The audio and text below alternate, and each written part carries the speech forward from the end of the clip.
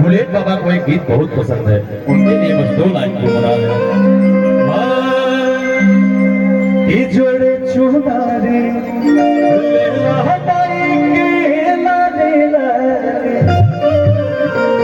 चौदह धानी हाली हाली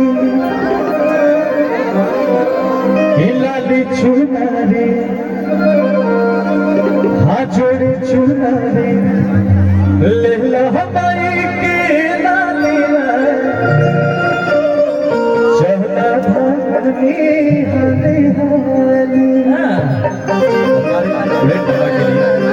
एगो बातेरी कवेस्ट पिया जी हमको नाचे से मत रोकिए।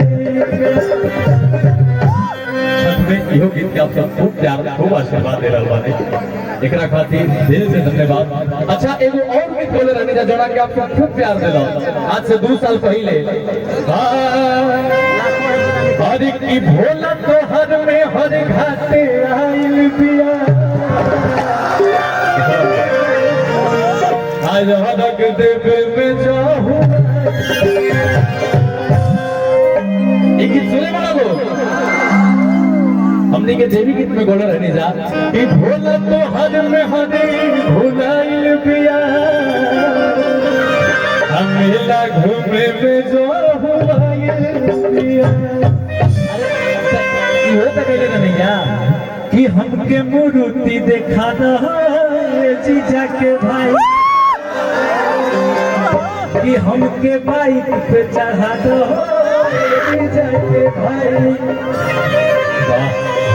और एक गीत के छठ में आप सब खूब प्यार देने बहुत ही अच्छा लागल, सौभाग्यशाली बने जाते हैं।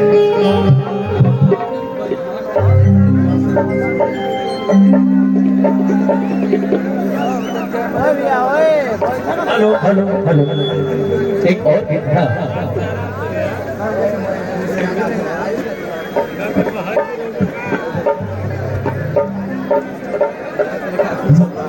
अच्छा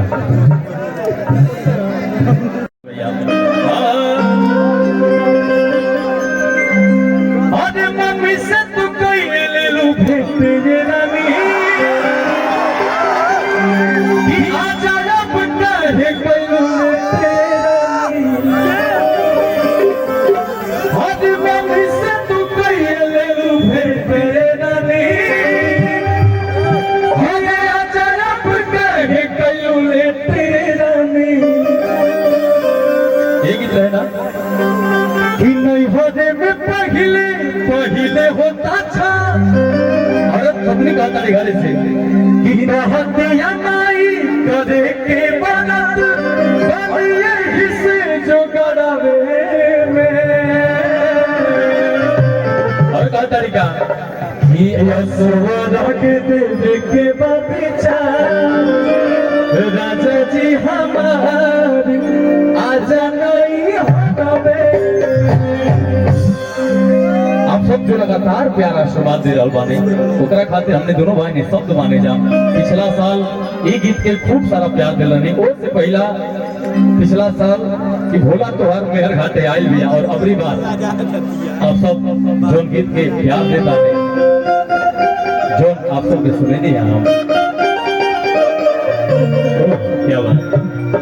अच्छा ये बताओ लो कि कुछ लोग गीत में सुन लो लेकिन छठ माई के पर्व बा छठ गीत होके के चाहिए, जब गीत होके के चाहिए ज्यादा अच्छा रही काहे कि हमने के तो हम लोग के खातिर आयल बानी जा। आप लोग के जैसन आदेश हुई जैसन चाहत हुई जैसन इजाजत हुई ओरे हमने ये करब जा। हमने के चाहत जा कि छठ माई के त्योहार चलता छठ माई के पर्व बा भक्ति गीत होके, बाकी आप सब के हाथ में सारा कुछ बाटे।